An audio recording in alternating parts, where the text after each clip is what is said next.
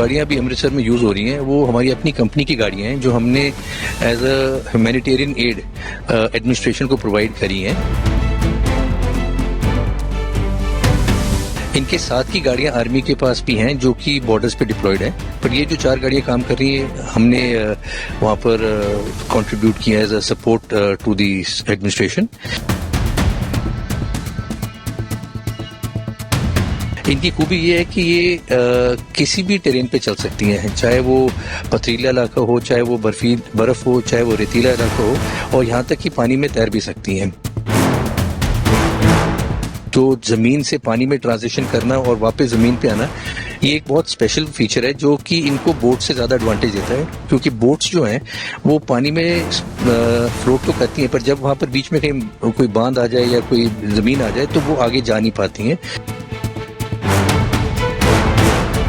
गाड़ी को कोई प्रिपरेशन नहीं करनी पड़ती, उसी अपनी कैपेबिलिटी में वो ट्रांजिशन कर सकती है फ्रॉम लैंड टू वाटर। और इसके चलते काफी सारे लोग हैं जिनको ये जाके घरों से रेस्क्यू करके ला पाई है जहाँ की बोट्स नहीं पहुंच पाती हैं।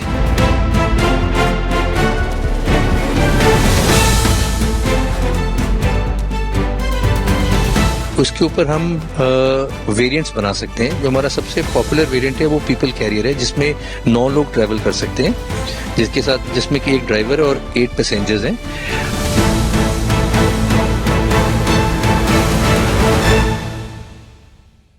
सर SMV N1200 जो पंजाब में जो फ्लड सिचुएशन हुआ है वहाँ पे जो यूज हो रही है, कहा जा रहा है कि इंडियन आर्मी द्वारा आप लोगों के द्वारा ली गई है वो यूज की जा रही है।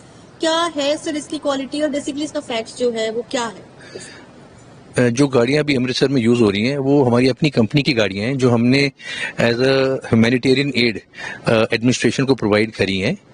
इनके साथ की गाड़ियां आर्मी के पास भी हैं जो कि बॉर्डर्स पे डिप्लॉयड हैं, पर ये जो 4 गाड़ियां काम कर रही हैं हमने वहां पर कंट्रीब्यूट किया as a support to the administration. इनकी खूबी ये है कि ये किसी भी टेरेन पे चल सकती हैं, चाहे वो पथरीला इलाका हो, चाहे वो बर्फ हो, चाहे वो रेतीला इलाका हो, और यहाँ तक कि पानी में तैर भी सकती हैं।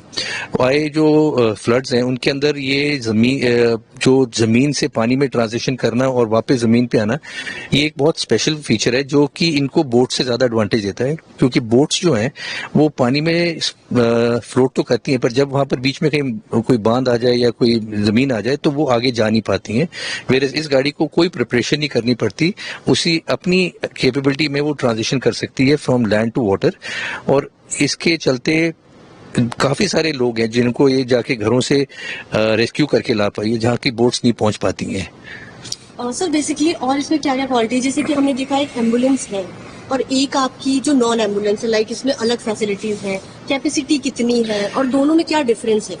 जो इसका बेस प्लेटफॉर्म है वो एम्फीबियस है, उसके ऊपर हम वेरिएंट्स बना सकते हैं। जो हमारा सबसे पॉपुलर वेरिएंट है वो पीपल कैरियर है, जिसमें 9 लोग ट्रैवल कर सकते हैं, जिसमें कि एक ड्राइवर और 8 पैसेंजर्स हैं।